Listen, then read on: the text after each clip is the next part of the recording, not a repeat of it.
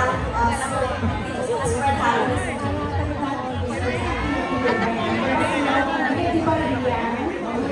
Dancing backstage over there. Hello po!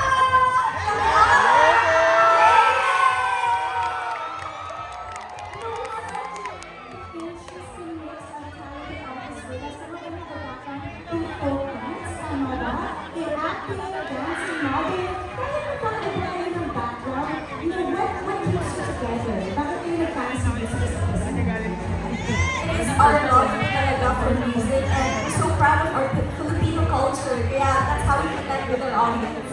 And just so we know, after naman ng Telero, what's the next catchy track na dapat abangan ng mga paayos natin?